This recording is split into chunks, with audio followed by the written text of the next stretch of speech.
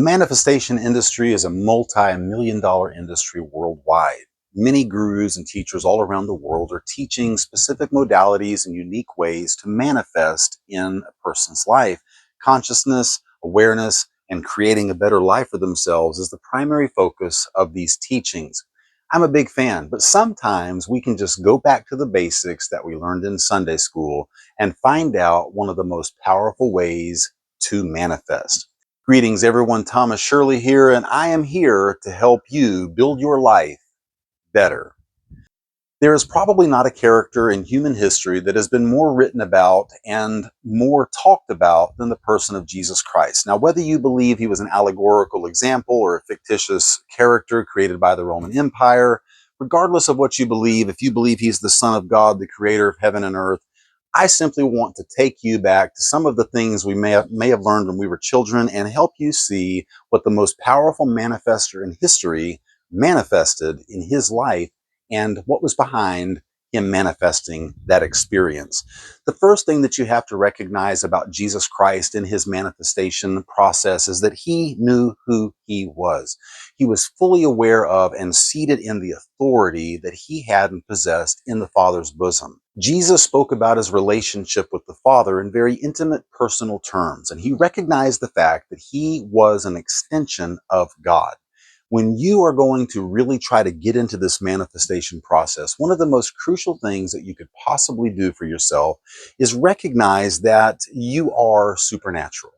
You are a signature expression. I'll put a link at the end of the video talking a little bit about that original expectation from your actual self. Your actual self is an extension of the corporate consciousness, intelligences that have been here on this earth and have lived life, and now they're in the spirit realm. They're working through us, trying to bring about in us the necessary changes. They're trying to bring about in us the necessary growth and development, the evolution, if you will, that will cause infinite intelligence or God to manifest that life of that expectation in our lives. You really need to discover, and should I say, remember who you really are. More importantly, what you really are. You are not a happenstance mistake. You're not a bag of flesh. You're not a flesh bag that came into the earth to die and go to the grave. No, my friend, you are a supernatural expression of God himself. Jesus understood this. In every situation that he was in, he never let what was happening in his life separate him from the focus of who and of what he was. The results, remarkable. All kinds of amazing things happened through his life. He saw the dead raised. He saw people healed of various types of diseases and sicknesses. He put limbs back on people that had been maimed. He provided food for thousands and thousands of people more than once. He spoke to weather patterns and they obeyed him. He spoke to demons and they obeyed him. Why? Because he understood the authority that he had because of who and what he was. So what would Jesus do when it comes to manifestation? He would make the focus getting into that place to really commune with the Father so that from that relationship, everything else can change.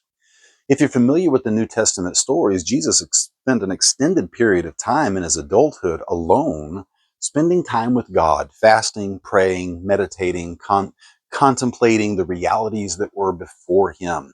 He was 30 years old, we believe, when he began his actual ministry, where he began to do the works that he was known for doing and to teach the things that he taught. But he spent a tremendous amount of time prior to that, and even throughout his earthly ministry, he spent time alone. He spent time grounding himself in who he was in the Father. So that's what Jesus would do when it comes to manifestation. The second thing that Jesus would do is Jesus would understand that it is so crucial that when your heart is filled with the knowledge of who and of what you are, you don't need to manipulate or beg or pray through situations. You simply need to speak what you are seeing and hearing from the Father. He said, I do only those things that I see my Father do, and I say only those things that I hear my Father say. So if you read the accounts as is contained in the Gospels in the New Testament, you will see him taking bold, radical action. Why? Because corporate consciousness, infinite intelligence, wants to manifest a completely different reality in this reality. And if we will be a people that will take the time to really ground ourselves in who and what we are in the Father, it will give us the confidence and boldness to look at our entire lives from a completely different perspective. Jesus said at one point that he was actually in heaven with the Father, even though he was here in his earthly ministry. So the life that he was living was supernatural from the source, and that source worked its way out. So when he looked at the things in the world around him that were contrary to what he knew the Father desired to have happen, he simply spoke to it, and it changed in most cases immediately, and in every case very quickly thereafter. Jesus spoke to the circumstances and situations because he had rooted and grounded himself in who he was in the Father. So Jesus, what would Jesus do in manifestation? He'd know who he was in the Father. Boom, got that taken care of. Make that your number one pursuit above and beyond everything else, because once you get that, like really everything else falls into place, and you don't need to get a book about manifestation, and you don't need to watch this video. But you should watch all of my videos because you really need to. Anyways, I'm just here to try to help you along the journey as I've gotten help in my journey and as I'm growing and expanding right now. And God is opening me up in unique ways to move forward in my life and begin to be a force for good, because I've been spending time, I've been focused on my relationship with infinite intelligence. It's causing me now to begin to see that I can speak to circumstances that are contrary to what infinite intelligence is speaking. And the third part of what Jesus would do is, if you read the Gospels and if you read the entire New Testament, you will see a very, very clear theme. Jesus did everything that he did for the benefit of the whole. He wasn't worried about getting a lot of money. He could have. He had a bunch of wealthy women that followed him from place to place and took care of all of his needs. He had other people that provided for him that would have given him much, much more. In fact, he was offered on more than one occasion, I can give you all this. What price will you take?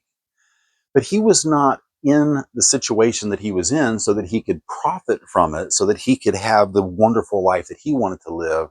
Instead, his pursuit was far more noble. His desire was to show the world, going back to that first thing that Jesus did, to show the world what a life could be like if it was lived from this place of resting in the Father, speaking to circumstances, for the whole of everyone around us to be made whole, to be made complete, to be healed, to be transformed, to be renewed and restored. Our desires are often very selfish.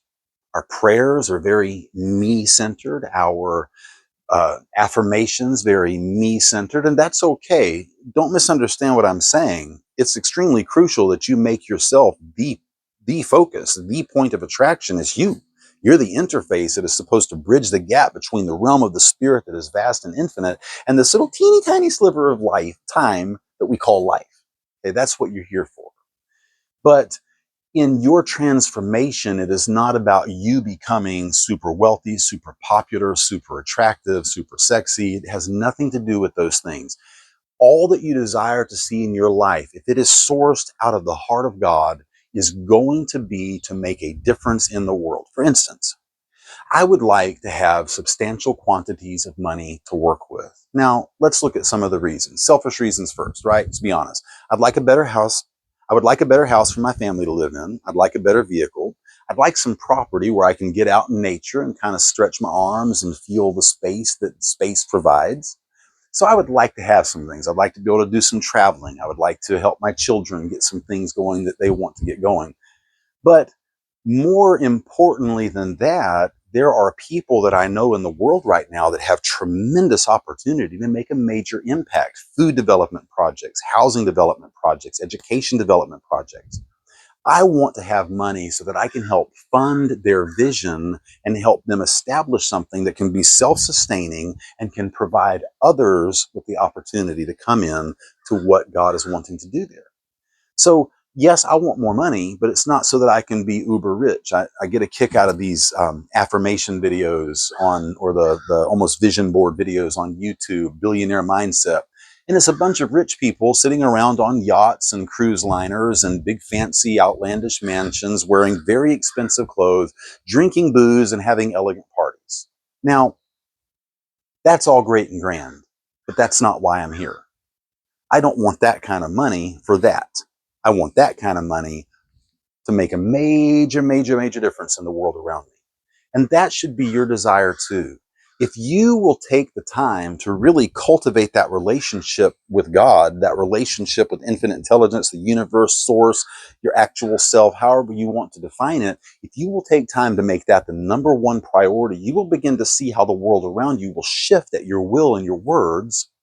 And it will cause you, in doing so, to come from a place of this is for the kingdom to expand. This is to make life more beautiful, more profound, more powerful. What would Jesus do?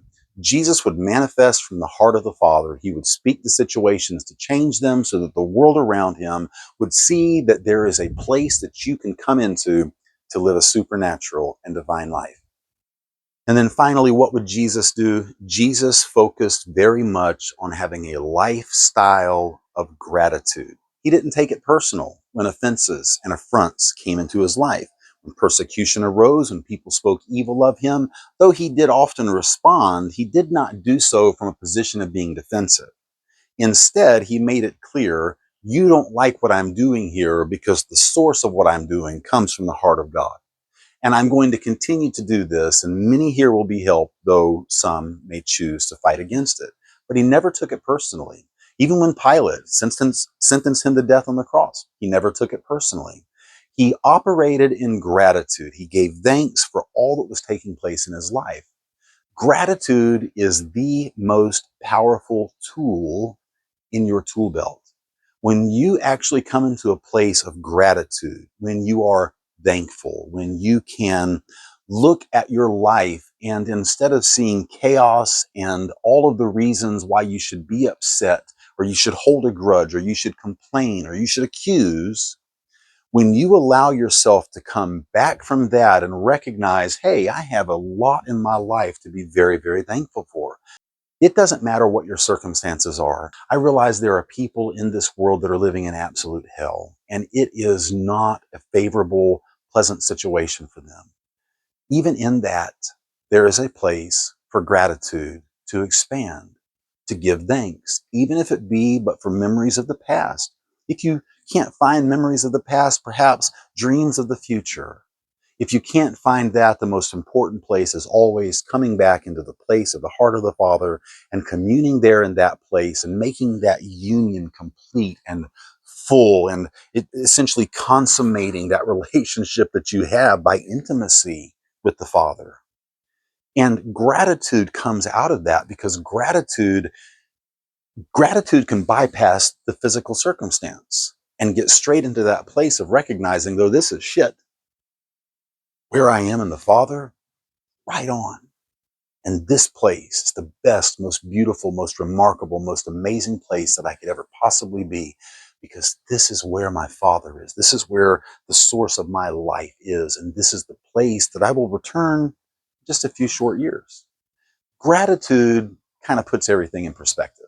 We don't get as hung up on the issues and details of life because gratitude that is sourced out of actual thanksgiving, that's sourced out of the love of God, is absolutely transformative in every way.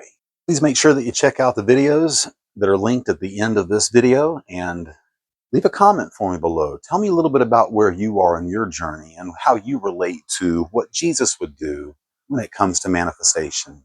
Until next time, my friends, be blessed.